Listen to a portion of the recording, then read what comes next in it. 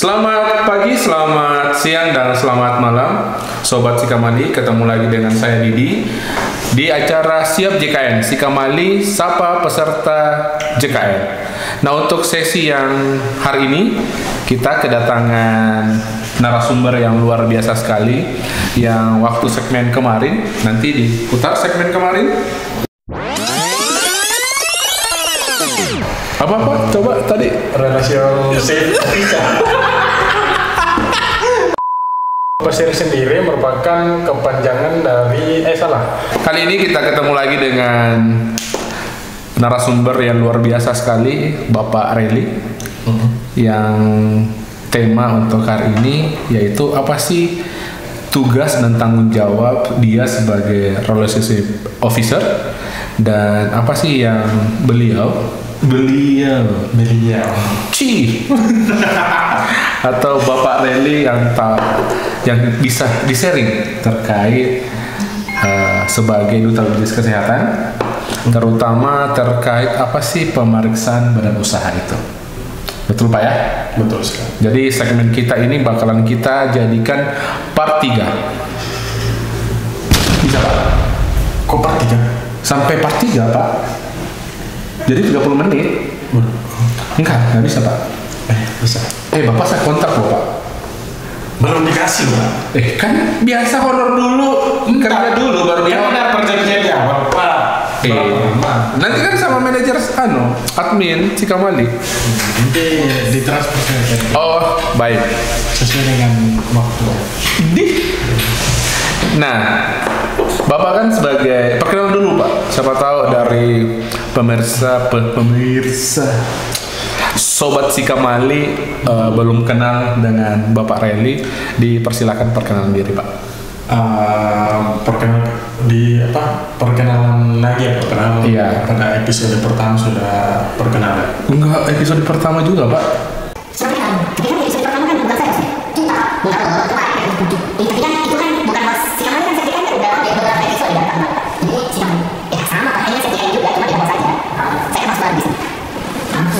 Perkenalan dulu Pak. Kalau gitu perkenalkan, nama saya Rali Sari Robone. Di rumah saya biasa dipanggil Reli. Di rumah? Ya. Kalau teman kampus? Teman kampus Reli juga. Reli juga. Lebih umumnya dipanggil Reli. Lebih umumnya. Lebih khususnya? Tidak ada yang khusus. Lah, ke pacar kemarin panggil apa? Beb. Ayang Beb. Bapak Reli sudah 2 tahun Pak ya bergabung di keluarga BPJS Kesehatan Cabang Makale. Nah, bisa di-spill dulu sih apa tugas dan tanggung jawab Bapak Reli sebagai RO? Yang saya jelaskan di sini mungkin terkait dengan pemeriksaan tadi, karena tugas utamanya adalah pemeriksaan badan usaha atau perekrutan sama aja Pak. Jadi setelah perekrutan, kalau badan usahanya tidak patuh, selanjutnya adalah pemeriksaan badan usaha. Untuk pemeriksaan badan usaha pengertian nih. Pengertiannya Kok? Ya udah, Bapak lanjut aja. Pemeriksaan itu apa artinya Pak? Pemeriksaan kepatuhan adalah serangkaian kegiatan mencari, mengumpulkan keterangan atau informasi, mengelola data, bukti atau keterangan yang dilaksanakan secara objektif dan profesional untuk menguji kebutuhan pemenuhan kewajiban sesuai ketentuan peraturan perundang-undangan tentang Badan Penyelenggara Jaminan Sosial Kesehatan. Oh, itu ini artinya pemeriksaan kepatuhan. Untuk lingkup di pemeriksaan kepatuhan itu apa aja Pak yang diperiksa? Untuk ruang lingkup pemeriksaan itu secara khusus di bagian saya Pak. Iya. Di khusus badan usaha atau pemberi kerja di wilayah kerja Kecamatan Makale. Ya, jadi khusus, jadi nanti memeriksa pemberi kerja. Iya. Yang diperiksa apa? Karyawan. Karyawan. Badan usahanya, apakah memang badan usaha tersebut sudah memenuhi kewajibannya. Kewajibannya itu mendaftarkan badan usaha dan karyawannya dalam program jaminan kesehatan nasional. Oh gitu. Jadi perusahaan itu wajib mendaftarkan. Iya, wajib mendaftarkan karyawan atau wajib menjamin kesehatan karyawan. Oh, gitu. Kalau soal penjaminan itu berarti yang mendaftar itu perusahaan. Iya.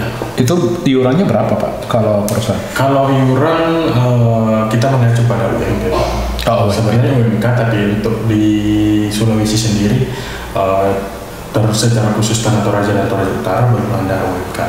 Jadi kita UMK mengacu ke UMP Sulsel. Besaran UMP Sulsel berapa Pak?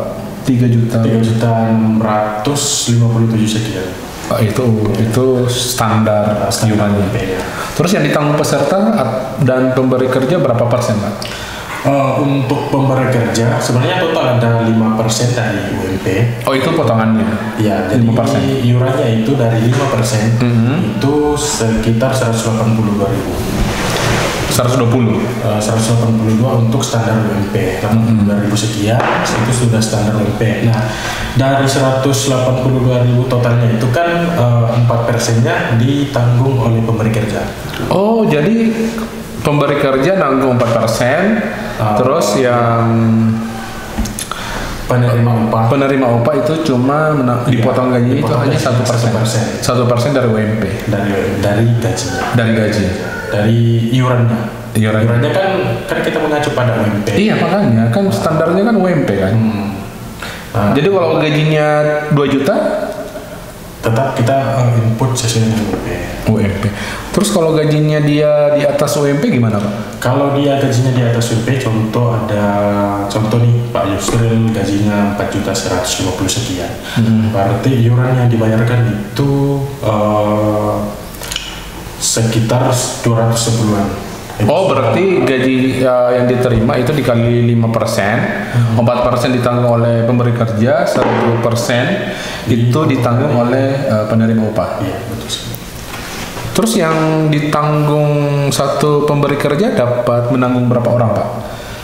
Satu penerima upah. Iya, betul. Oh, yang ditanggung perusahaan untuk pesertanya. Iya. Untuk pesertanya sendiri yang dapat ditanggung itu adalah pasangan suami atau istri, kemudian 3 anak. 3 anak. Jadi dibanding dengan PPU Mandiri, biasanya kan kalau PPU Mandiri untuk kelas 2 saja Pak, dia bayar 100.000 per jiwa. 100.000 ya? Iya, 100.000 untuk kelas 2. Jadi contoh dalam keluarga ada 5 orang. 5 orang ya? Ya, suami, istri, anak 3. Jadi sudah ada 500. 500. Kalau ada nenek? Ada nenek ya bisa juga ditambah.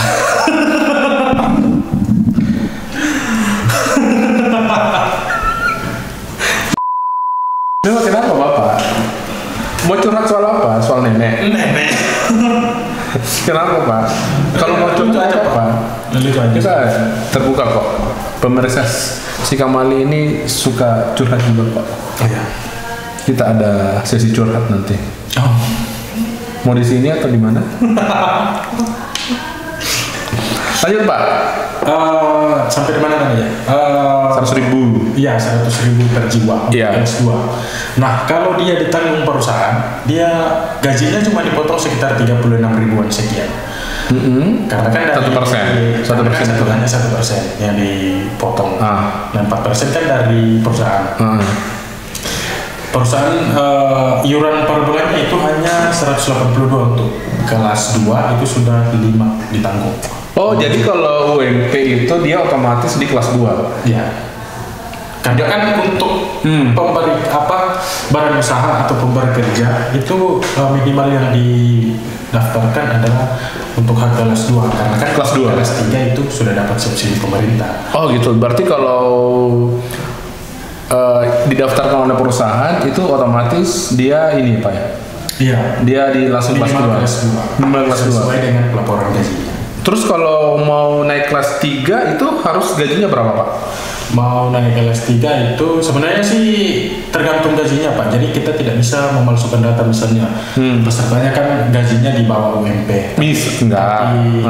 Tapi karena dia ingin mendapatkan pelayanan kelas 1 di BPJS Kesehatan, dia memasukkan pelaporan gaji, misalnya dia melapor bahwa gaji peserta 4 juta sekian untuk mendapatkan hak kelas 1. Jadi itu tidak diperbolehkan. Tidak diperbolehkan.